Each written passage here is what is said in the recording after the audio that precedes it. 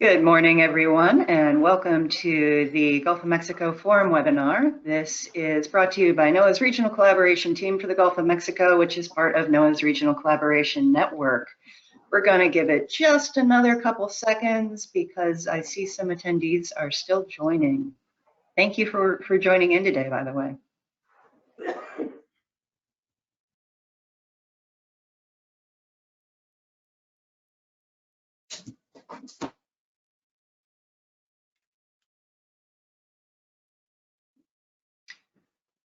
All right, looks like the people joining are slowing down a little bit, so get things started. Again, welcome everyone. I appreciate everyone joining today, and I hope you're staying cool in the summer in Gulf of Mexico. A little bit of housekeeping first, so I know everybody's very used to this now. The audio is available by the webinar computer interface or through a phone line in GoToMeeting. If you are joining audio by phone, please remember to enter your audio PIN so that your audio controls are enabled. That means that I can unmute you if you have a verbal question in the Q&A section. So, as I mentioned, a little bit of housekeeping. I mentioned the audio PIN. That is down there underneath the phone number and access code that you entered. If you don't see an audio PIN, you've already entered it and you are good to go. Please remember we are recording today's presentation, so please don't share any personal or business identifiable information. Participants will be joined in mute status, and except for presenters, please leave your webcam off. That just helps people focus on the person that's talking and presenting. I'll be monitoring questions and comments in the box for written questions throughout, and I will share those during the Q&A. During the Q&A, you're welcome to ask questions either through that comment box or raise your hand in the GoToWebinar menu, and I will be able to unmute you. We already covered that.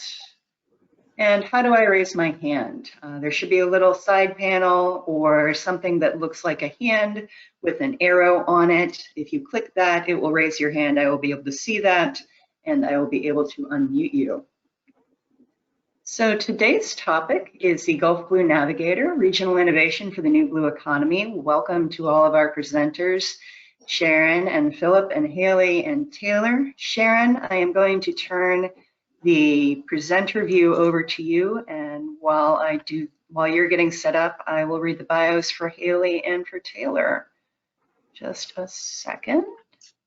Oops. Sharon. Make presenter.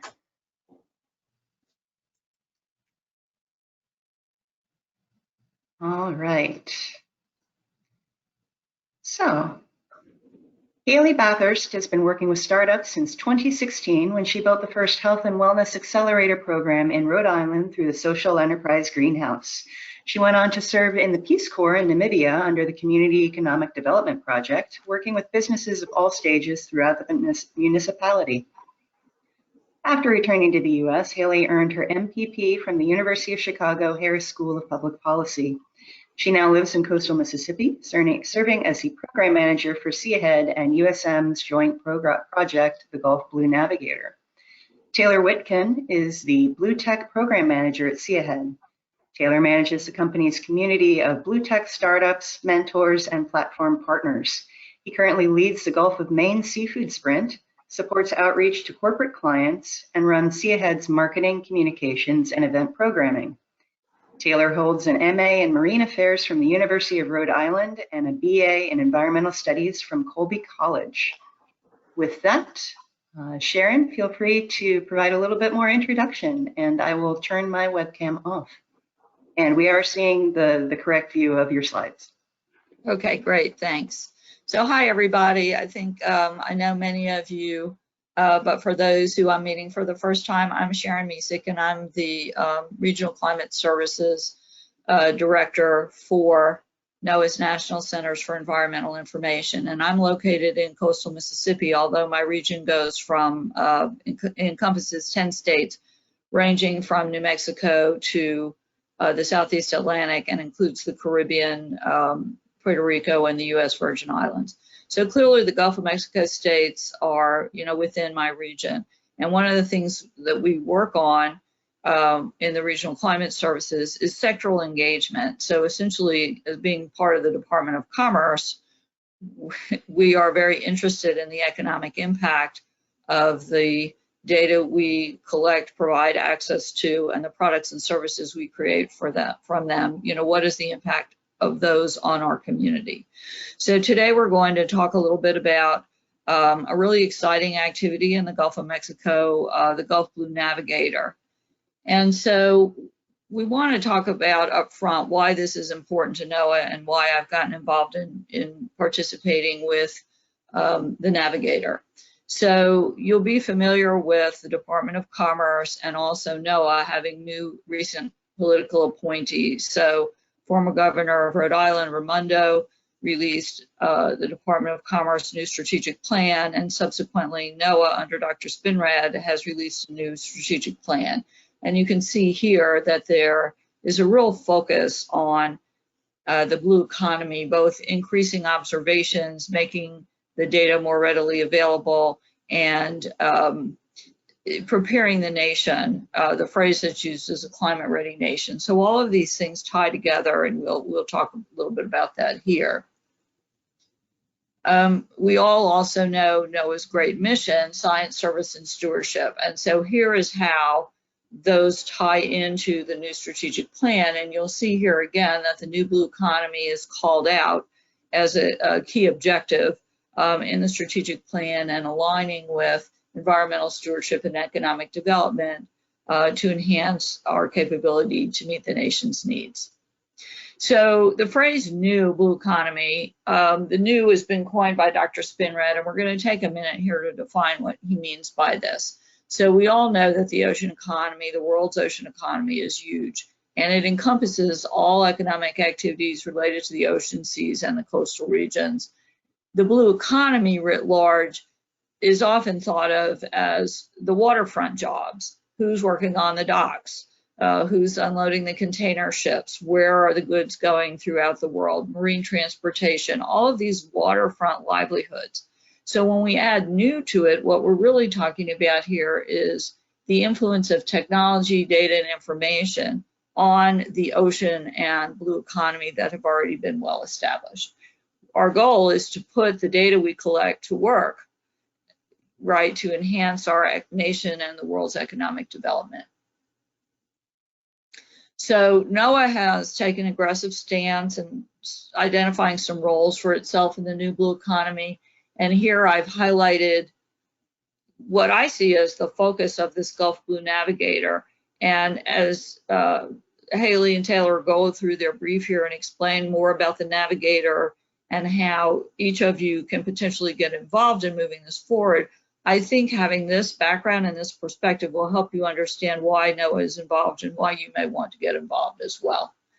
So that's pretty much it for the intro. We're going to turn it over to Taylor and Hailey now to tell you a little bit about SeaAhead, the company who is organizing and operating the Navigator for the University of Southern Mississippi in collaboration with their research foundation.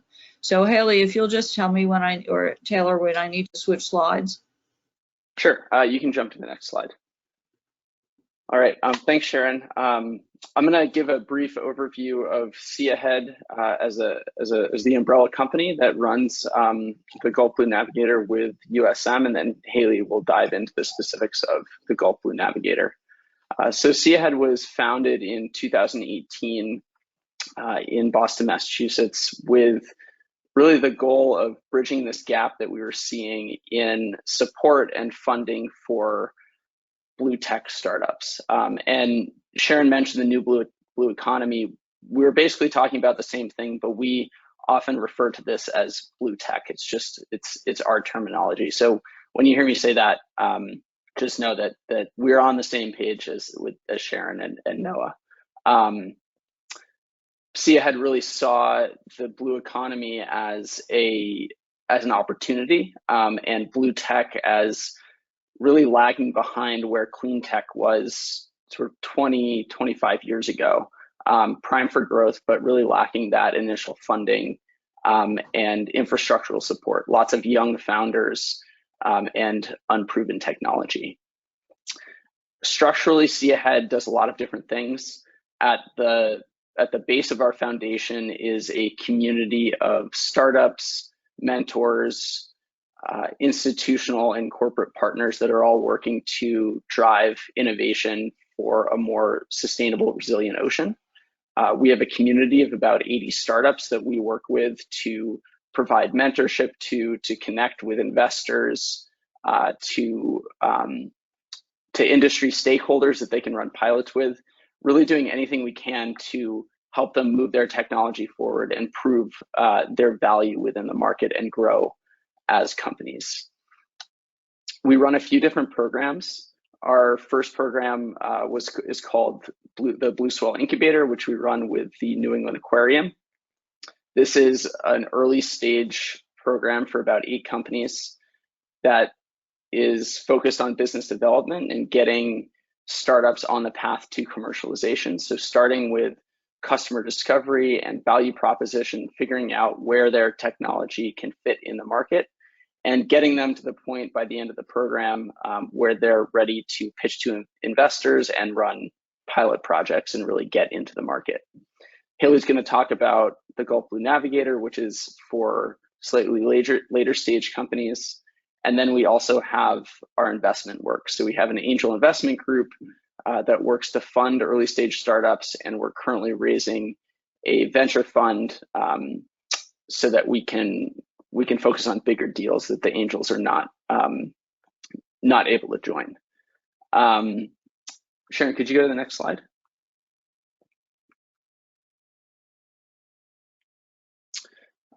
Give it a couple more clicks. Yeah, there we go.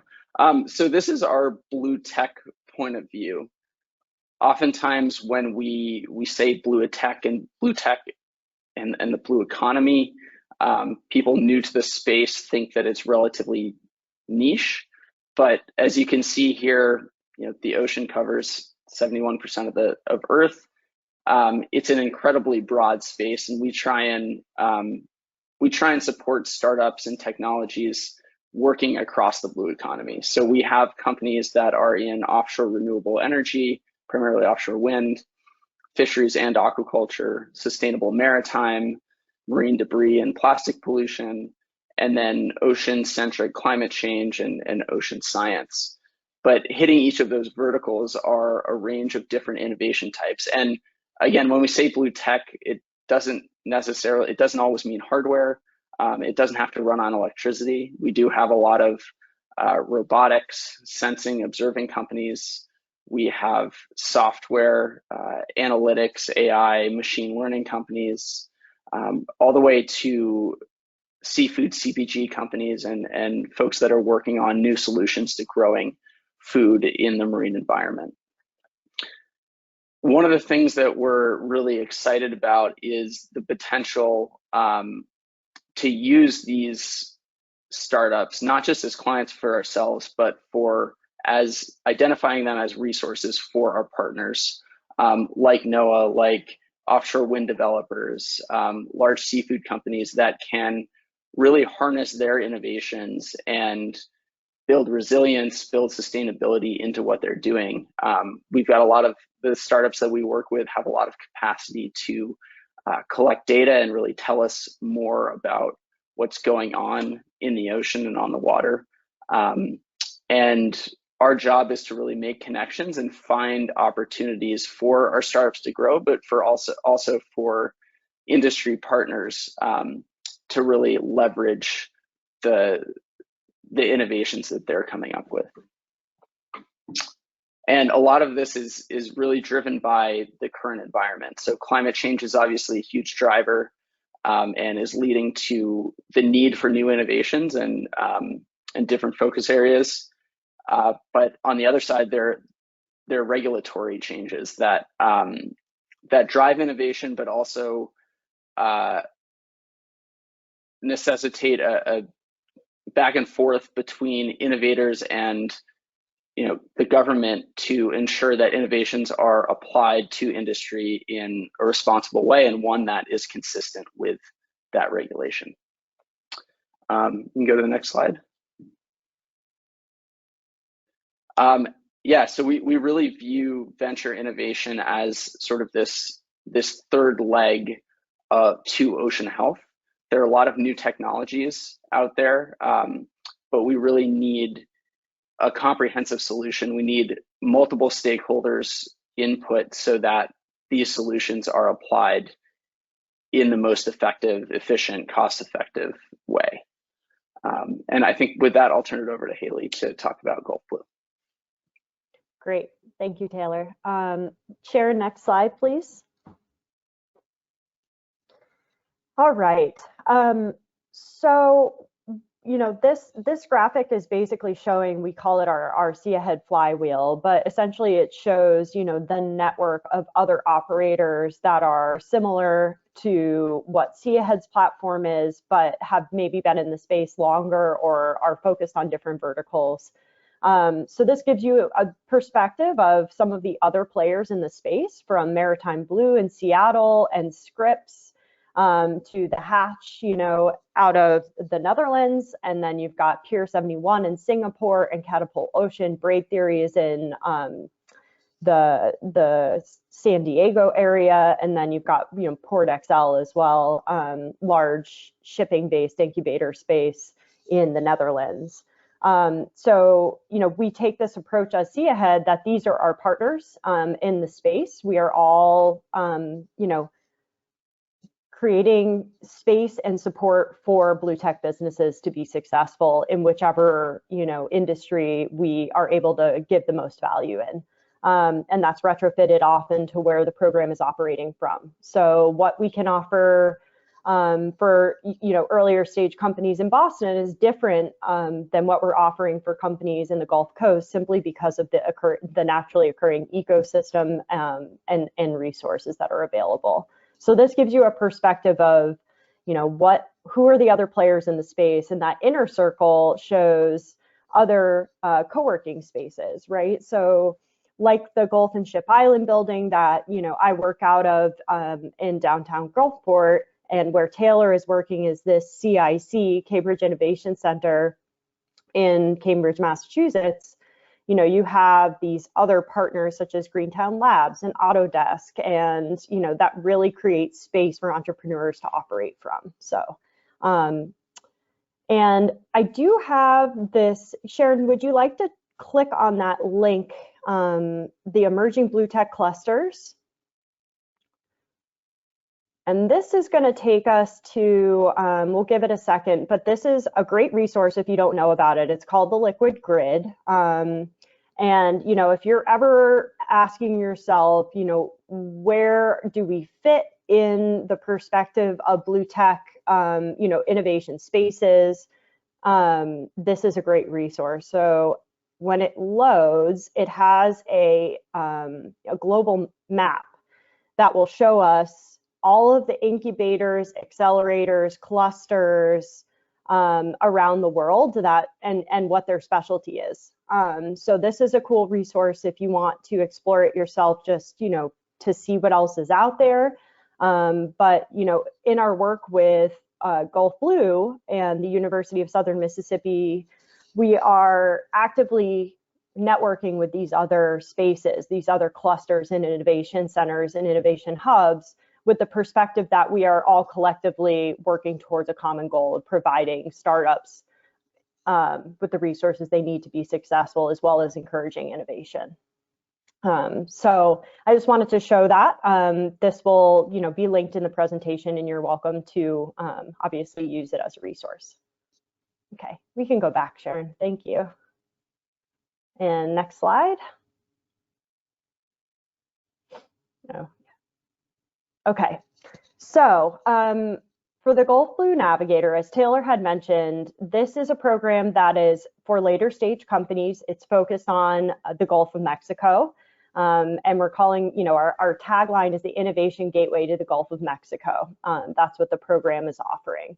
And now when we think about, you know, the small coastline of Mississippi, often folks are not familiar with what's here, but when we lay it out on a visual map like this, it really brings to light what the naturally occurring assets, resources, and networks are And the Navigator is simply a platform or a through line for providing folks access.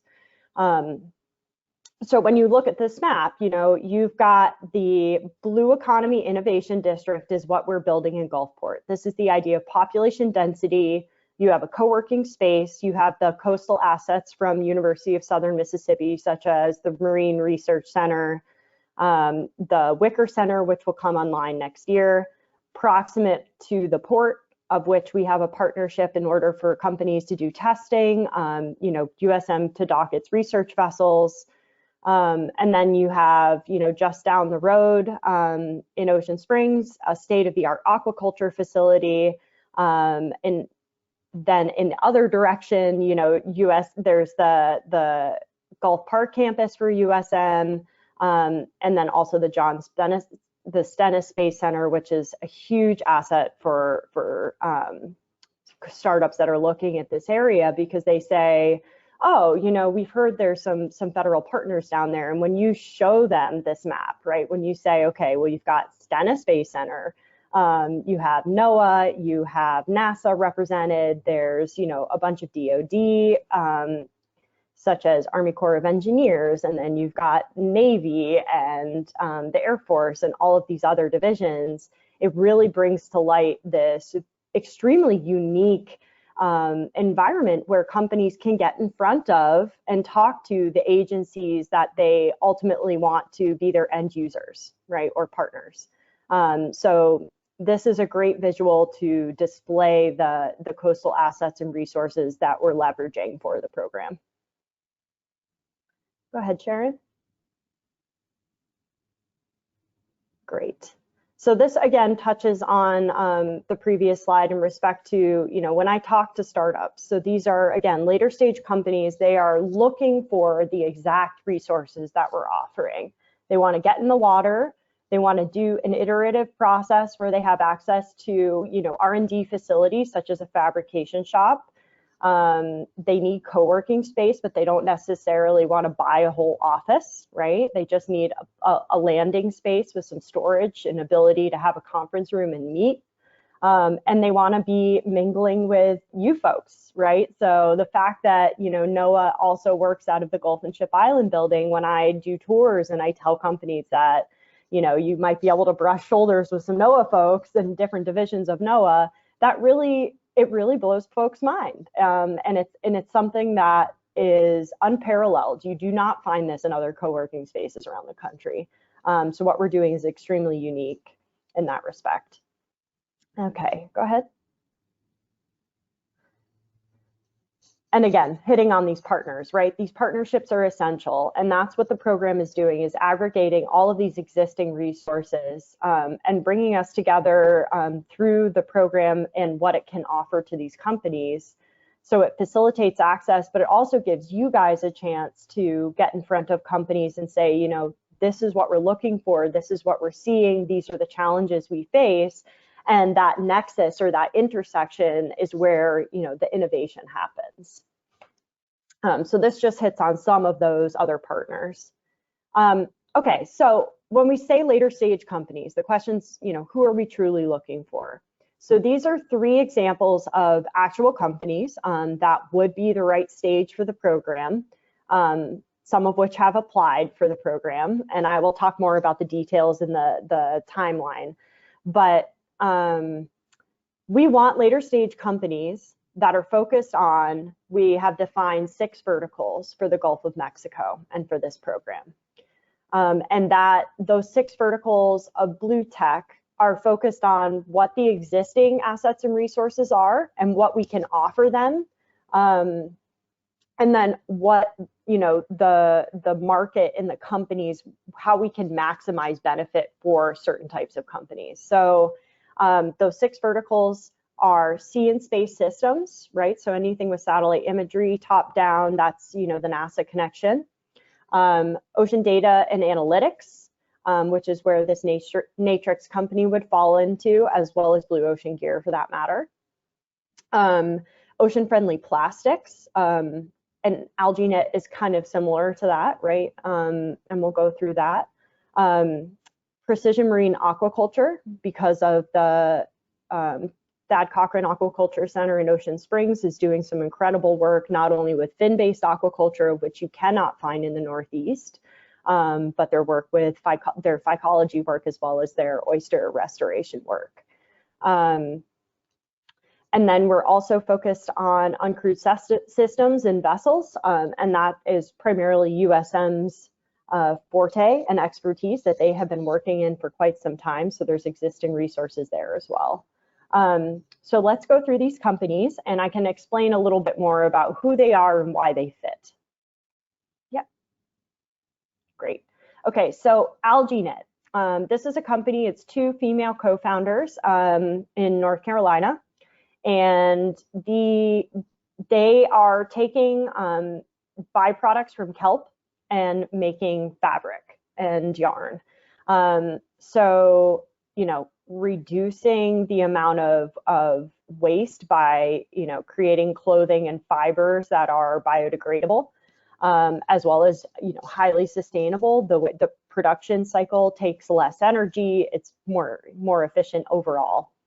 So you have that aspect of things, and then you also have the fact that, you know, you're using a naturally occurring resource to create clothing.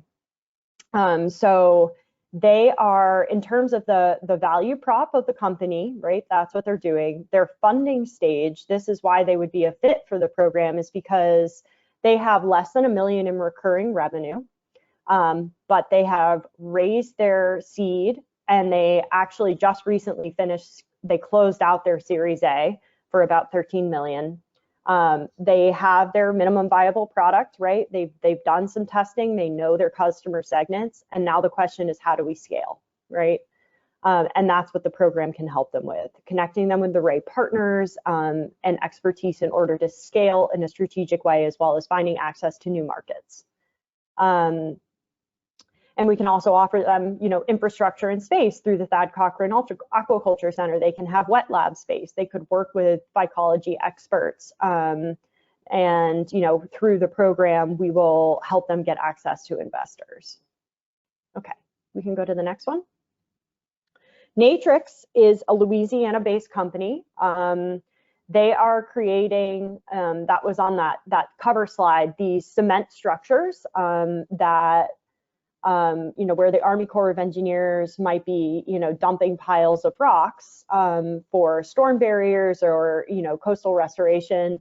Natrix is creating these cement structures that actually use diffusion, and so they mimic a natural coastline, their natural structure, and because of how the structure is made with crevices and holes within it, it becomes a habitat, right? So you have, you're not only just, you know, putting a cement structure, but you're creating a habitat, which of course is reinforcing the coastline. So, and they're also well positioned to start, you know, getting carbon credits when carbon sequestration credits are coming online in this area.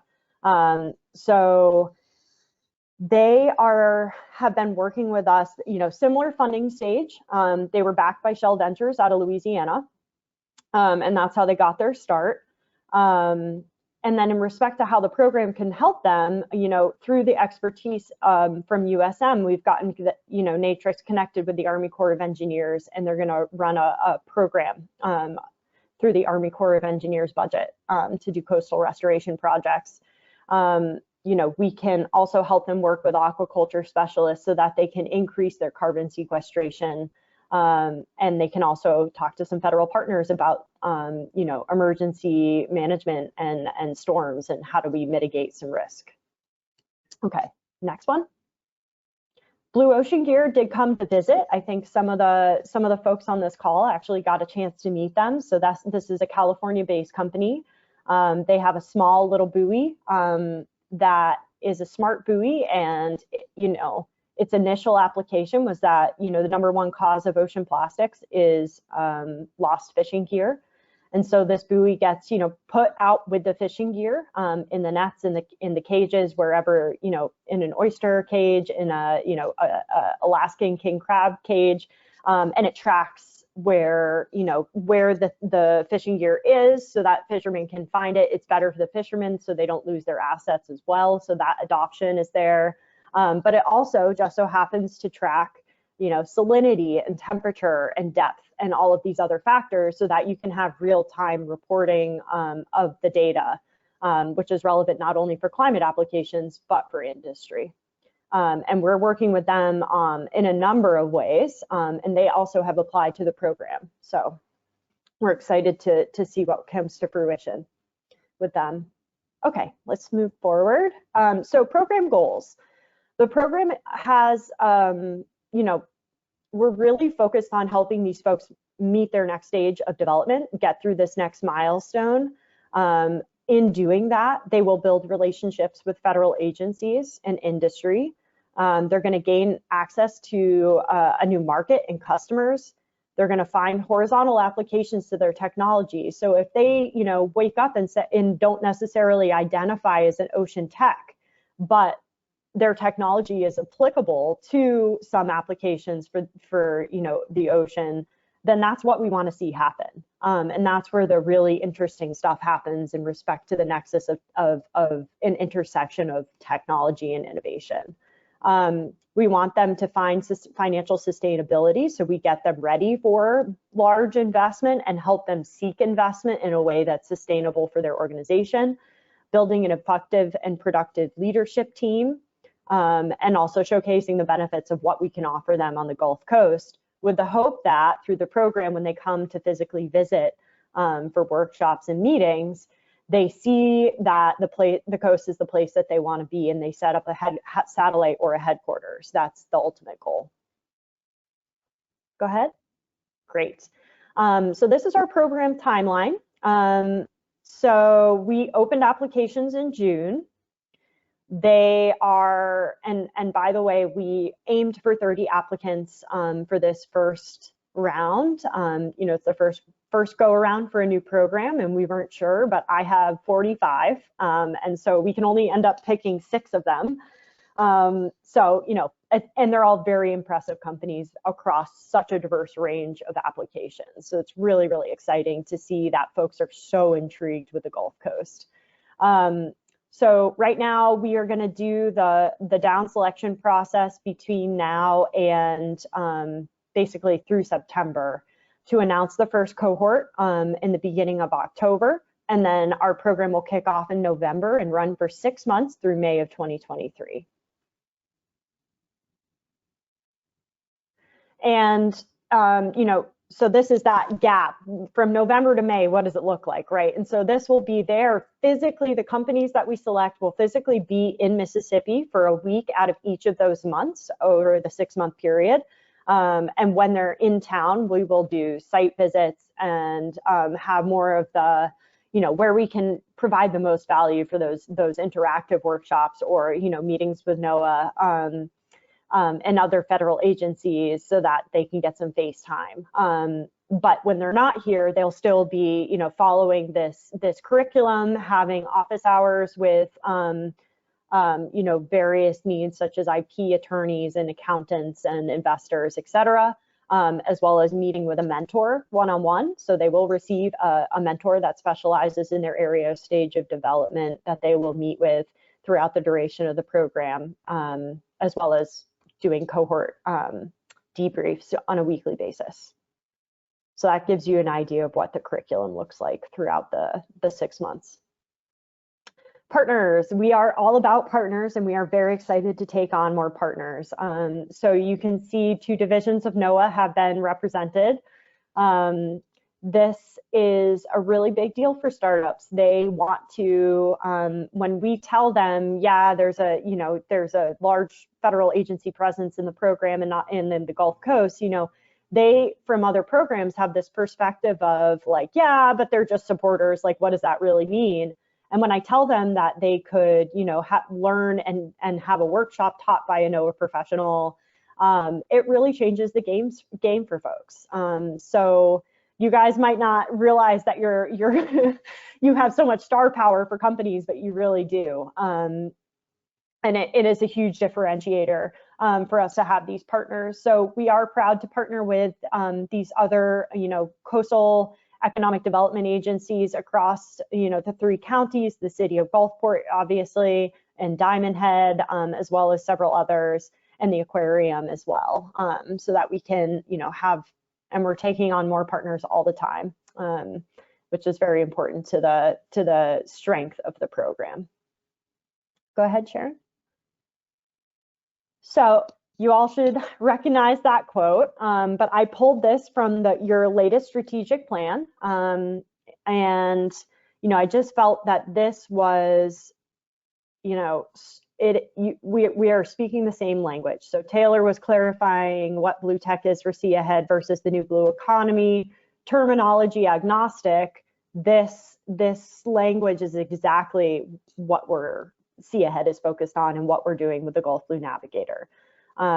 So, we want to see that intersection between industry, academia, federal agency, and innovators. And that's the nexus that we're operating in. So these next couple of slides are 3 bullet points from your strategic plan in relation to the new blue economy. And I parsed them out a little bit here because, the question is, how do we work together? And what could that look like? So you can see this, the first one here of data collection and forecasting. So how can that work with startups? There could be a discussion between, folks within NOAA and some of these companies about what kind of data do they need and what are they using? How are they using it? How do they manage it? Where do they see challenges? And also the same from NOAA side. So this could be, encouraging data intermediaries to shape standardization of data collection techniques and types across all of the various verticals and industries. And, we could set forth some precedents in respect to data, ocean data. Go ahead on the next one. All right, ocean enterprise. So that is what we're doing in Gulfport, right? This is what we're doing on the Gulf Coast. So what could that look like in respect to collaboration? Let's look at the different verticals and their data needs. How are they using it and how are they interacting with it? We could look at, how can autonomy and AI be built into existing federal work streams? Where are there opportunities for automation, for technology-based solutions to make, better data-based policy decisions, and, also to make folks' lives easier. And an example of that would be, Blue Ocean Gear has met with NDBC and is looking at the possibility of, getting some of their buoys out with the tsunami buoys. And so that maybe they can, basically collect different types of data, and then we're able to see any kind of discrepancies, or we can create some predictive analytic models and, perhaps, spot the next hurricane or tsunami or storm, farther in advance as first warning systems. So there's great capabilities there. Go ahead. All right, and the last one here, stakeholder engagement. That's what we're doing, right? So it's a focus on kind of bringing folks together that are operating in their various silos and having that, kind of open innovation nexus of seeing how we can solve each other's problems. And, that comes from networking events, that comes from these types of discussions, and it comes from programs like the Gulf Blue Navigator.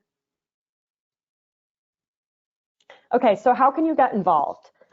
This is my template slide, so I am, you can ignore the sponsorship aspects of things.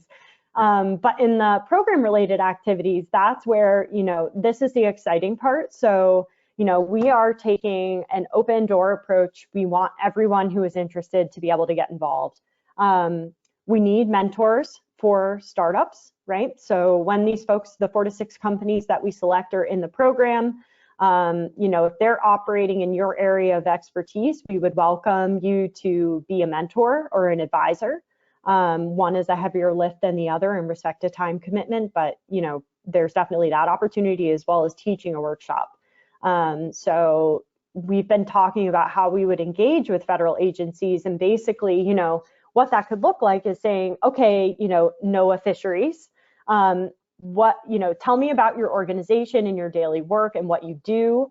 What are your challenges? How can folks work with you? What does an SBIR for you look like? You know, how are you organized internally? So that type of information is invaluable. That's something that, you know, a company would need to do a lot of digging to figure out. And that's where we could really provide value and leverage your expertise. So those are the types of things. You can teach a workshop, you can mentor, and then there's the ad hoc advisory support, which is a lesser time commitment. So that's just some ideas, but if you have more, we would be welcome to hearing them.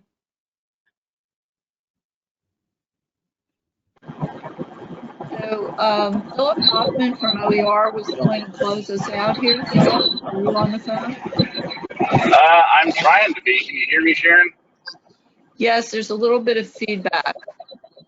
Well, I wouldn't know what to do with that other than to say I've joined the 21st century and put on Bluetooth headphones, and so that's probably what the issue is.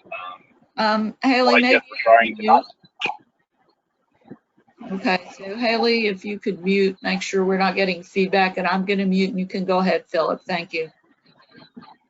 Okay.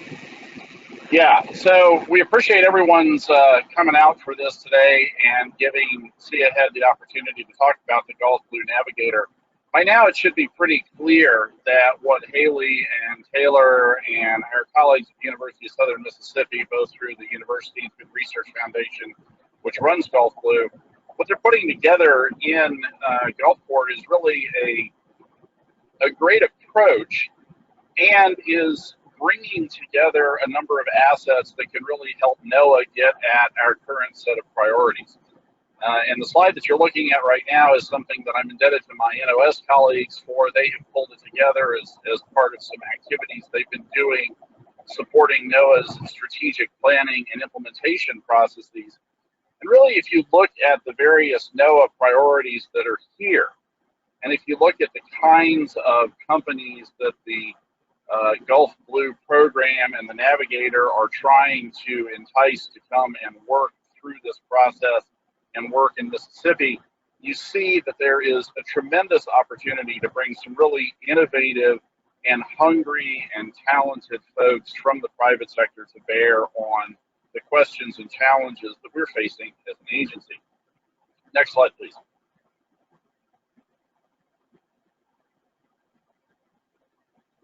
Okay. So for FY23, we have really kind of 5 corporate priority focus areas for NOAA. Hopefully this information is getting down to you all through your various channels within the agency. But I would note that implementing the kind of incubator and growing the kind of private sector technology endeavors that SeaAhead and Gulf Blue are focused on really gets folks into all of these spaces. The economic development piece is obvious. The workforce and equity pieces, I hope, are obvious because of the emphasis both from NOAA and from the private sector these days on expanding what it means to be a STEM professional and expanding who does work in those areas. But there's also a number of opportunities for collaborating with the private sector to support our needs in a whole variety of areas. The facilities one, for instance, is very interesting because we think of facilities often as the buildings. Our Navy colleagues, however, think of facilities as being pretty much everything, including ships and uncrewed systems are also classified as facilities, as well as being observation platforms and holders of sensors. And so working through the Navigator, working with the Gulf Blue program, really gives NOAA the opportunity to access some up-and-coming and very different thought and development processes for getting at our priorities. And so we'll go to the next slide, please. As has been noted by the IPCC, the oceans, the cryosphere, the atmosphere are really doing a lot of work for humanity these days. And NOAA has as a priority trying to address the human interaction with those spaces, both in terms of policy, but also in terms of operations and technology.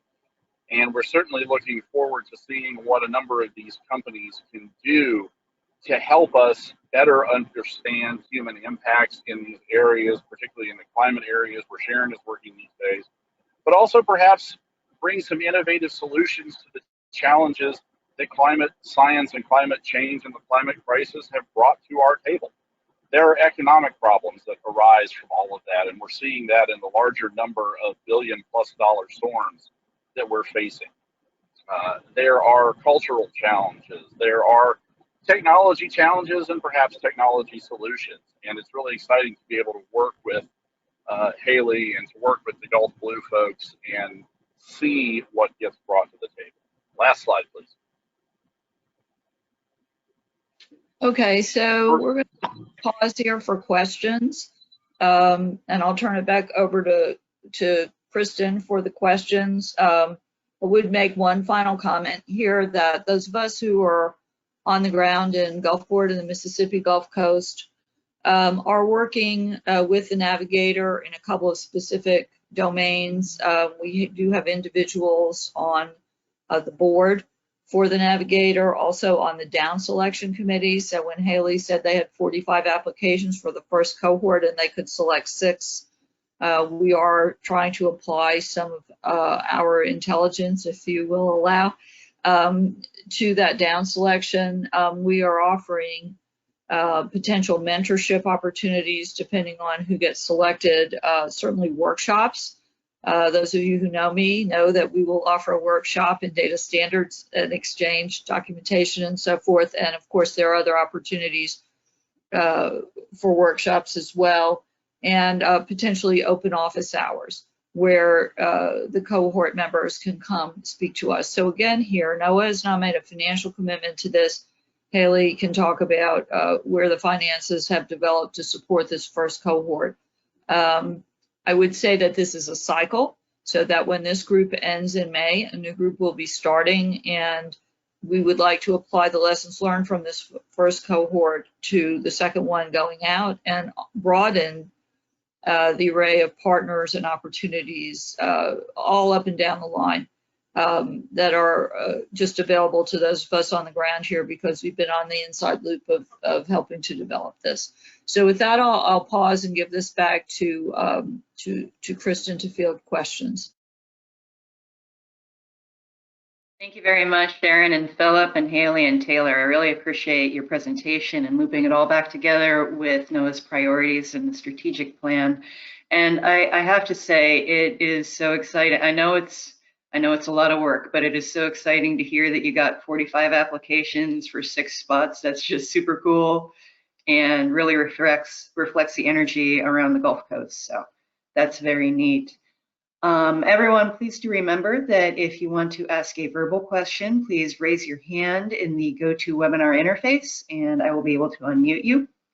And if you have any questions that you'd rather just write in, please feel free to write that in the questions or chat box and I will read it out.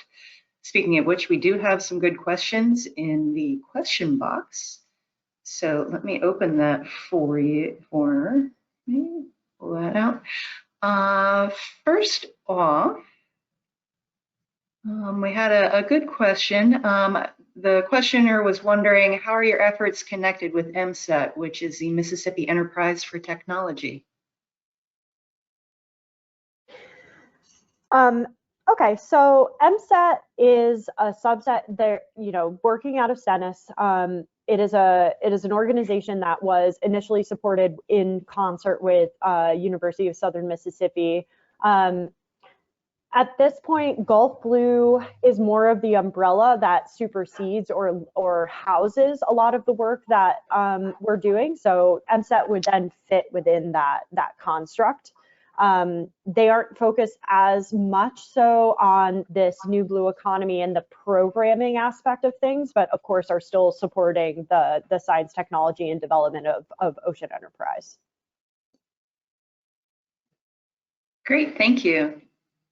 And I believe it was when the discussion of data was going on, was a note that there are some data collection protocols and standards already operating through IUS. So that is also a useful resource as, you know, talking about data standardization and everything. Another good question. Will there be any efforts to bolster education locally to prepare local workers to join these efforts?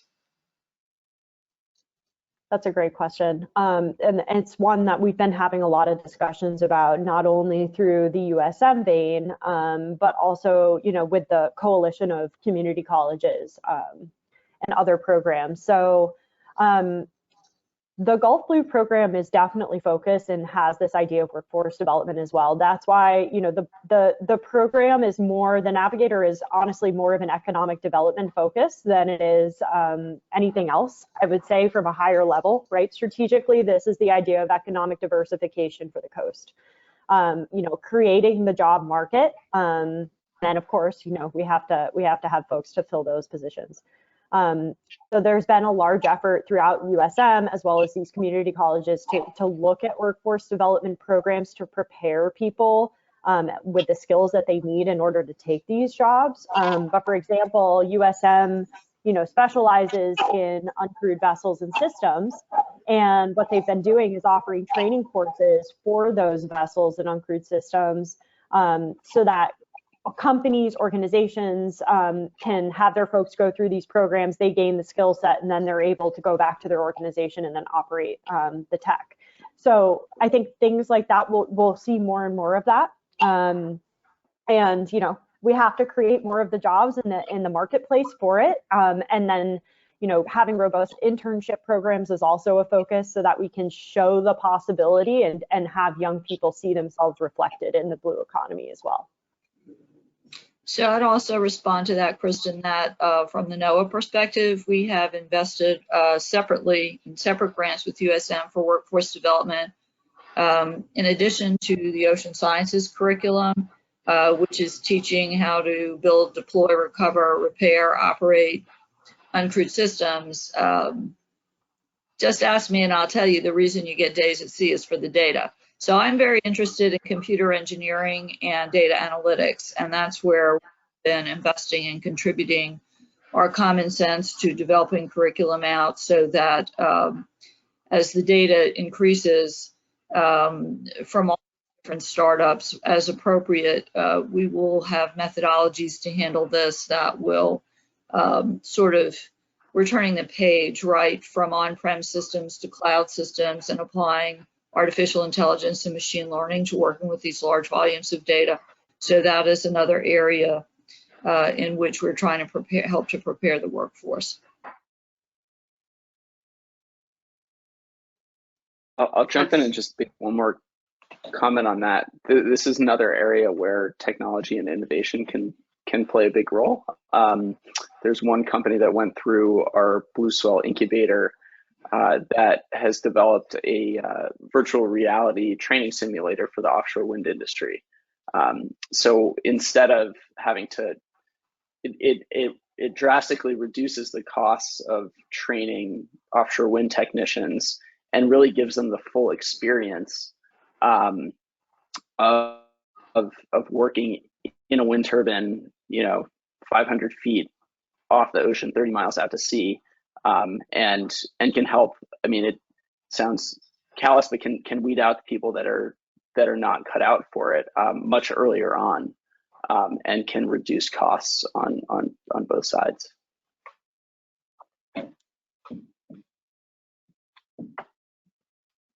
That is really great to hear all of those connections and examples of education, and it also links for me in, you know, thinking about future generations and the upcoming workforce and how do we, you know, get students, especially in underserved schools, for example, to imagine themselves in ocean technology and ocean related fields. So it's really exciting to hear all of this. Julian, I see your hand. We have one more quick question, and then I will unmute you as well.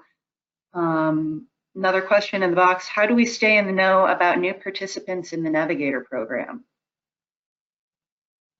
That's a great question.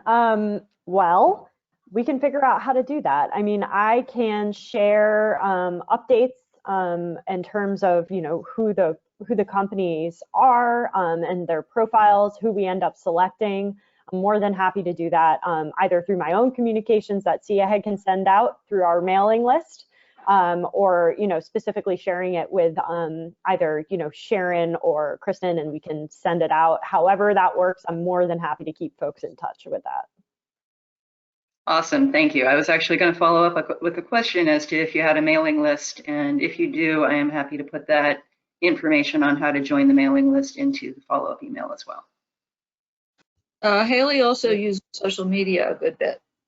So I think, you know, there will be periodic announcements of when these this first cohort is selected, their progress, certainly as they get to what I'll just call their graduation in May.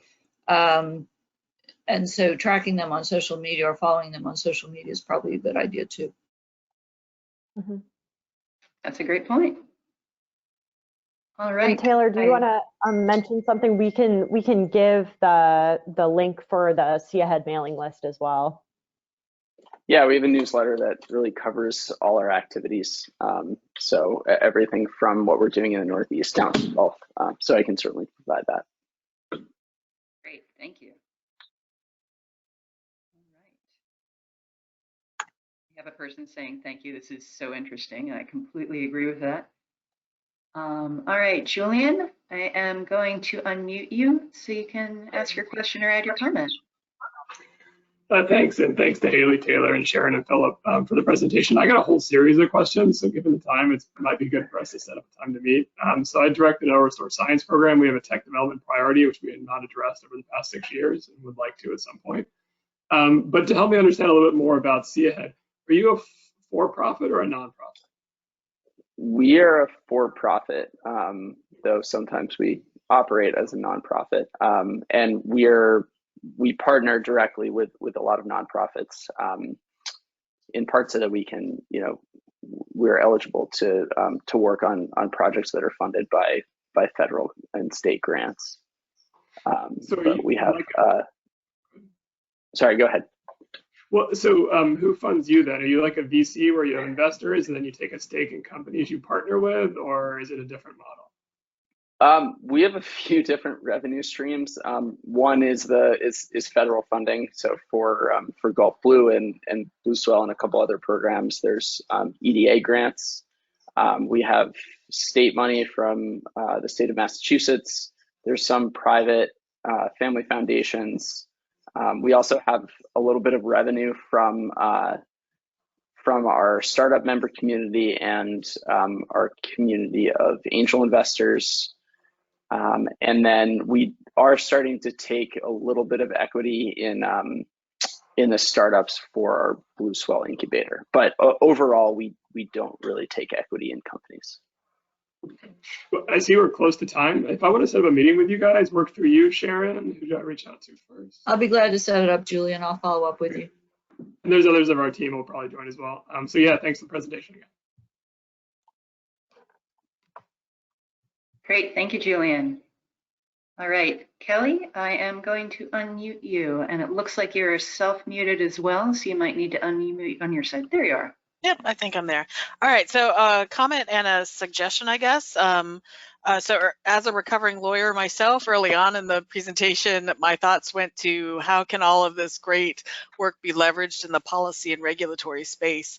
Because as we know, law often lags very frustratingly behind technology and can be a bottleneck to innovation. So I was really pleased when I saw Hailey showed government and regulations being on in the spring timeline.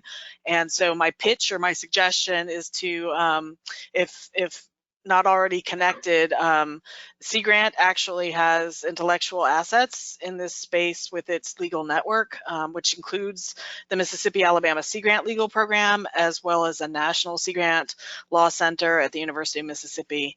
They're non-advocacy and don't provide legal services per se, but can provide education and training, as well as research and scholarship and outreach products in things like regulatory frameworks. So I just wanted to say, since law and policy expertise is really a lesser known capacity of Sea Grant, just wanted to put in a word for that. That would be fantastic. Yeah. I know, we would you gave us that brief years ago, and it's very helpful. So duly noted. We can definitely connect the dots on that. Super, super good suggestion. Thank you.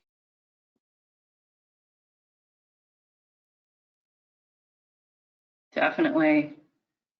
All right, thank you everyone. I see we are at time. I really appreciate Sharon and Philip and Hailey and Taylor for sharing this. It's really exciting to see everything going on and how this is developing in the Gulf of Mexico. I have a couple of notes here for follow-ups, and I just wanted, as we close out, to mention our next webinar will be on October 13th. It will actually be, it is a different date than usual again, unfortunately. It's a week after the usual schedule. And it will be on climate services with Sharon Mesick again and Victor Murphy. So it should be a really interesting session as well. So again, thank you everyone for joining. Thank you again to all of our presenters. This is a very exciting and interesting presentation, and I'm glad everyone was able to join today. Have a great day. Thanks, Kirsten. Appreciate your hosting. Yes, thank you so much for the opportunity. It was a great opportunity to meet and speak with you all. Thanks, Hailey. Thank you, Hailey. Thanks, Hailey. Bye, y'all.